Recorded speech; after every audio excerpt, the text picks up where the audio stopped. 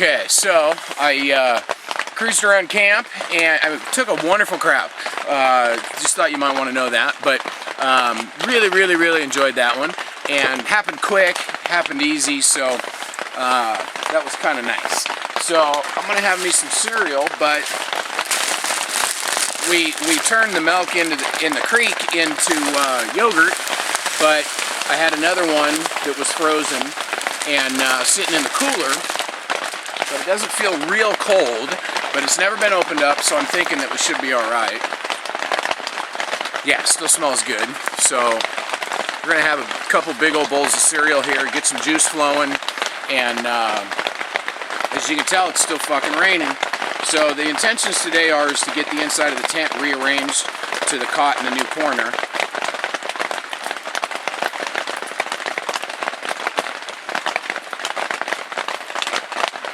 Milk's not cold at all.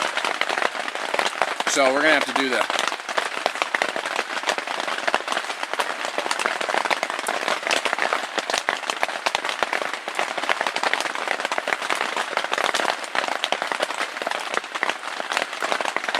We're going to have to do the canned milk or the evaporated milk because it just doesn't get cold enough out here.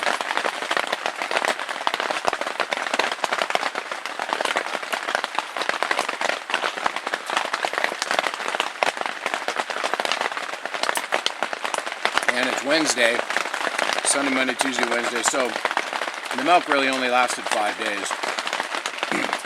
It wasn't 100% completely frozen solid, so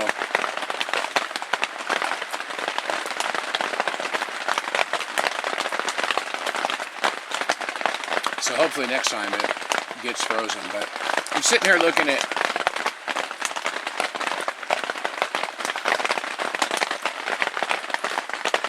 the stuff that I got stacked up underneath this table.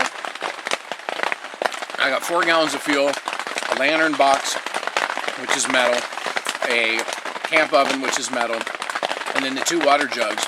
And I can honestly tell you, without being all high drama, that I heard every one of them in one way or another making noise last night. So, you know, there's a little bit of water dripping off of that table.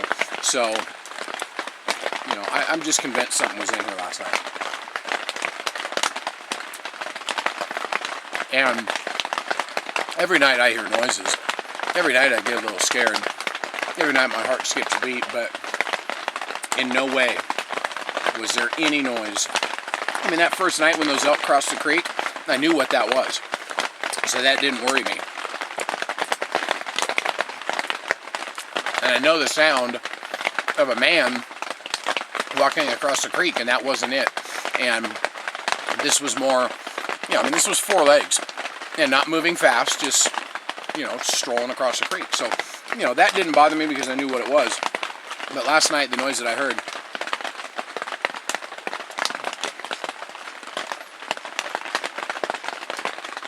was without a doubt something 10 feet away from my camp, 5 feet away from where I was sleeping.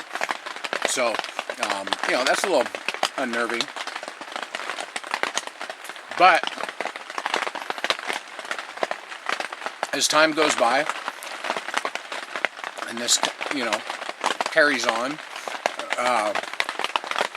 fuck, I'm not scared of nothing. I mean, you do something like this, you've got to make peace with maybe fighting for your life, and that's what this whole thing was about, was fighting for my life. And now, you know, when you get scared or something like that, that just puts you in a situation where today you got to fight for your life, and that's what you came here to do. So, for me, yeah, it kind of fucking sucks to be scared and you know, to feel like you're stuck in a tent with something surrounding you, but on the other side of the coin, dude, if you're coming in to kill me, fucking let's get it on. Let's do this, because I'm at that point now where I'm out here for me. I'm out here fighting for my life, and if something comes in that fucking tent, and if something comes in here to hurt me, I've got every right to defend myself. Not only do I have every right to, but that's my job. That's what I'm supposed to do. So, you know, we're going back into the cowboy days where, you know, decisions are made on the drop of a dime. And my decision to fire a shot last night out of the tent, I do not regret it at all whatsoever. This is just the game that we're playing out here, and the rules change. And if something walks into this campsite and intends to harm me, I have every legal right to kill that person or to defend myself. So I'm in no way, shape, or form. I don't want to do that. I don't want to have to fight for my life. I don't want to have to, kill a cougar or kill a fucking tweaker coming into my tent. But this is about survival, and this is me out here in the elements and completely exposed. And if somebody comes in to harm me, I have every legal right to fucking take action. So, I'm not really scared. I'm not. I would prefer that it didn't happen, and it makes me uncomfortable. Excuse me. It makes me uncomfortable and a little bit nervous, but on the big picture, nah, we're doing it. We're fighting for my life. So,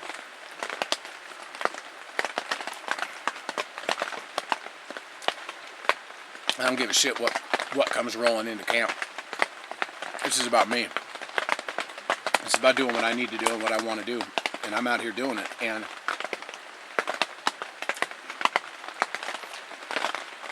it does not include getting fucked with by some tweaker or getting fucked with by some animal. So I will defend myself. And like Rich said when he left, this gun is now your best friend. And that's the 100% truth. Not only is that gun my best friend, but every single night before I go to bed, I clean her. I take the bullets out, I clean the chamber, I clean down the barrel, I make damn sure she's oiled up and she's going to be there for me when I need her. So, like any other friend, I'm there for you, you're there for me. So, I'm there for her in the beginning when she needs to be cleaned up and have maintenance pulled on her, and when it's time for her to return the favor, she's going to pop off some shots to save my ass. So, honestly, I thought a little bit stupid about carrying a gun, walking around with a gun on my hip, like, ooh, Dave's cool, he's got a gun on his hip. Fuck no, man. That's not what it's about. This is a different world. This is a different environment. This is a different place. There's different rules. There's different things that can happen. And this is where guns came from, is people being out in places like this. So, I have no hang-ups. I do not walk around camp with a gun on one hip and a knife on the other hip and a hatchet and think to myself, ooh, I'm fucking survival man. That's not what this is about. It's about I'm surviving, man. Big fucking difference. And I don't think that I'm cool. I don't think that I'm tough guy walking around, ooh, on the draw to every bush I see. No, it's a casual thing. It's just there, and it would never come out of the holster until I planned on using it. So, if Rich makes a mistake of coming in here behind me, fucking with me, trying to scare me, my gun will be pulled when he walks into camp. I don't think that he would do that, but yet, on the other hand, Rich is that kind of guy, so you never know. But, so with all that said, I'm gonna finish this bowl of cereal. I'm gonna tear down the air mattress. I'm gonna cross my fingers for a little bit of sunshine. I hooked up my power inverter backwards yesterday to my battery and nuked the fuse in my power inverter. And thank God I asked Rich for one fuse before he dropped me off. So I've got to tear into that,